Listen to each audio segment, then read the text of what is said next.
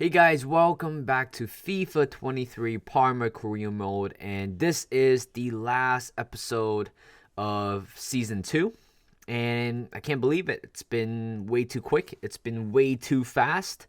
I think I only missed 5 days of uploads, and all of a sudden, I believe 21 days later, we are here with the 18th episode so far. Of course, I'm having a lot of fun with the series, honestly. With the success that I have out of nowhere, just makes it even more enjoyable to play, especially for a Road to Glory career mode and a what do you call it, club and country, that type of stuff, that type of video.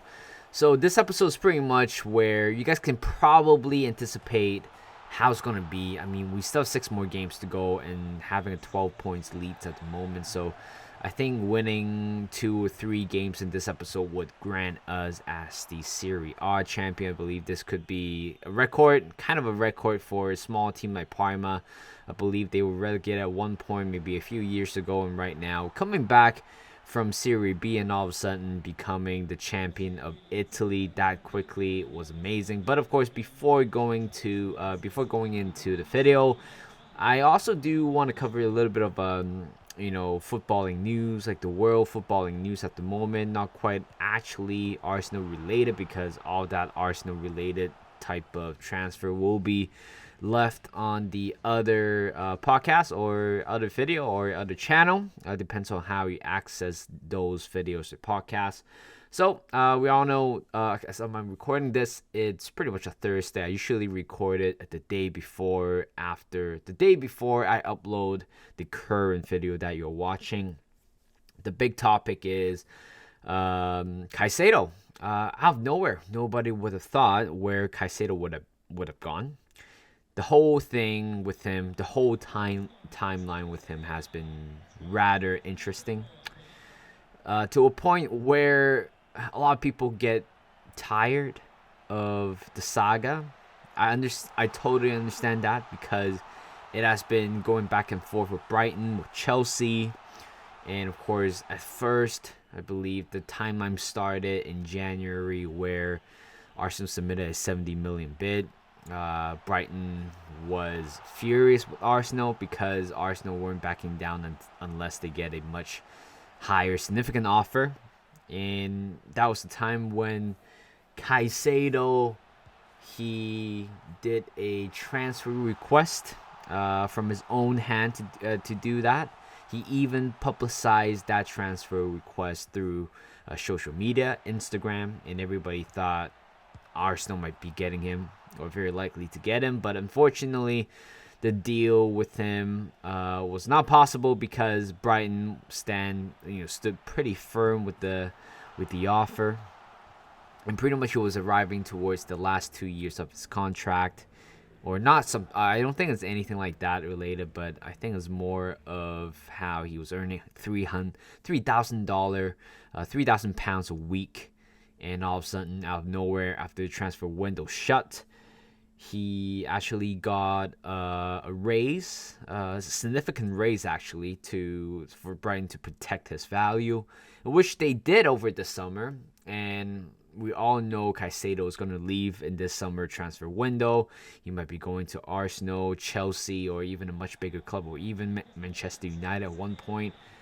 And the saga has been going on. Arsenal eventually pulled out of the race because we got Declan Rice, so that was pretty straightforward. If we get Declan Rice, it's very tough to get Caicedo at the moment, but in the end, we got the job done. But Chelsea, of course, I know they made a lot of signings at this point, just couldn't really keep up of who they have signed so far. And Konku is one of the players. And Jackson's also another player, and probably there were a few more players that I couldn't really think of at the top of my mind. But because the selling strategy for Chelsea has been amazing, they clear out all the deadwoods by the end of June, leaving them quite a lot of funds to work around in summer. Despite it looks like they're spending a lot, but I'm sure Their FFP is still kind of okay at the moment, so that's why they're able to sign a lot of players. Of course, notable players who left Chelsea this transfer window: Koulibaly, Kovacic, Mason Mount, Edouard Mendy, Kai Havertz as well, and Conte as well. And they signed a lot of young players. I mean, good for them. And of course, they have quite a lot of funds for Caicedo. And at one point, Chelsea was pretty much the only team going for Caicedo, offering 75, 80, 85 million bid. And Brighton didn't quite accept the deal at that moment. So we thought, okay, maybe Caicedo is staying. I mean, why not? I mean, Brighton is a pretty good project at the moment. They're playing European football. De Zerbi is a good coach, and with the squad that they have, and also the way how they play, it's fun to watch for Brighton. I don't understand why you want to leave to Chelsea, where they don't play Champions League this at the moment. Plus losing trains of thought here. Plus, I mean, the squad is still pretty young, and you don't know how stable or how unstable it could be with the Chelsea squad. So probably if you want to stay in Brighton, I think that would be the best choice. But you know what? Before going into more the Caicedo deal, here we go. 8-2 against Monza, and we have finally claimed the champion. In the last episode, yes, we did beat the previous opponent by a few miles. Even mathematically, we're kind of champion because of the goal difference. We have a much better goal difference than the team sitting in second. But here we go. Finally, after the third game of this episode, we are finally crowned as the Italian champion. We are the champion of Serie A 2024-2025 season. And what a great way to be honest. What a great way to end the season. I mean, like I said, it's a big surprise. I didn't know we're gonna win a big trophy like this by the end of the season. If you asked me at the start of the series whether we're gonna win Serie A, when we first started, I would definitely say no, because again, big transformation with the squad. The squad is not at the best rating wise, but somehow the young individuals somehow came up together and just put us a great show, put us great entertainment throughout the whole season, and thank God we won it. So pretty much one that's in the back already. We still have 2 more trophies to go in order to kind of complete the series. We still have the Champions League, of course. It looks like, I mean, we're definitely playing the Champions League next season for the first time in the club history, and we still have to win the Coppa Italian at the moment, despite a very, very disappointing exit this season, losing to Verona 6-2 or something like that. All right, going back to the Caicedo deal, and today, a few hours ago, I think it was pretty much a bidding war, and Brighton is pretty much growing tired of the whole situation. They said that whoever bids the highest within this 24 hours will be the winner, will be getting the player. In the end, Liverpool came in and hijacked the deal, kind of hijacking the deal despite maybe a couple of offers earlier on, but somehow I think in the end Liverpool won the race. I believe they're signing him for 110 or 120 million euros or pounds for the player, for Caicedo. And Caicedo right now, it's breaking the record now. I think we have Lukaku, we have Enzo Fernandez, we have Declan Rice breaking that kind of a transfer window. And we thought, okay, that was where we're gonna draw the line for the funds or for the money. And turns out Caicedo broke the transfer record. I believe all-time transfer record. Actually, no, I think the English transfer record. And you know what? Good for Liverpool securing such a good player. But it also shows you how what kind of player Caicedo is and what kind of an agent that Chelsea and Liverpool are dealing with. Honestly, I feel bad for both of them in terms of the price, to be honest. I felt bad for Chelsea. I know I've been bantering them and stuff like that. I pretty much hate them as well. But the fact that they have been putting themselves in for the entire time for Caicedo. In the end, it just wouldn't allow to do so. Of course, there's a few inflation going on. Of course, the whole Enzo Fernandez kind of thing, where Chelsea signed him for 105 or something. Turns out, I'm sure they kind of fixed not fix. I think they kind of alter the transfer at the moment. So I don't know what to do anymore with the football is pretty much dead right now with money going on, traveling here and there, Saudi Arabia to Europe. But you know what? It is what it is. So we just gotta leave it like that. Caicedo deal's done. Finally, saga's over. We don't have to think about where Caicedo is going because right now we all know Caicedo is heading towards to Anfield right now. At the moment, I believe he will be registered as a Liverpool player by Friday, tomorrow, or even Saturday. What am I talking about? It's Thursday here.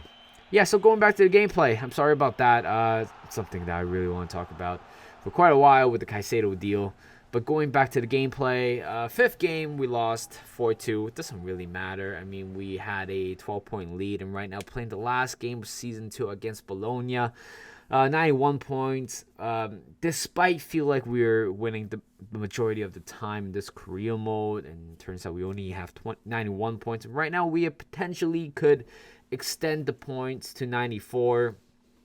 Trying in a way to make a record. I don't know the record for the most points tally in a single season, but for Parma, it's definitely a historic season for them. But thank God I got rid of Deadwood at the start of the season by signing quite a lot of young players to kind of replace them as well. Bologna scoring the first goal, 80 minutes in. Romano scoring a beautiful goal despite being pretty much getting muscle off the ball, but he still did it. 1-1 was the final score, and that was pretty much the end for Season 2 last game. Despite I really want to win the game, we draw the game, but it's all about the journey. Journey has been amazing. I'm sorry, but the journey has been incredible. Winning, I believe, 30 games. Did we win 30 games and drawing 4-3? Something like that along the line. We got to double check that, but these players deserve to celebrate. These players might not be the best players on paper, but they work together perfectly, surpassing the teams like Juventus, Inter Milan, Roma, just to be at the top of the league table. And we are playing Champions League football, which means there's a big implication where we're gonna get a lot of money, but then we have to sign quality player to add more depth into the team, or else it will be suffered in the Champions League next season. We need more players. We need more good quality Italian players. But looking at the stats at the moment, it feels like Esposito has been scoring a lot of goals, but turns out he was only 1 goal behind Dybala.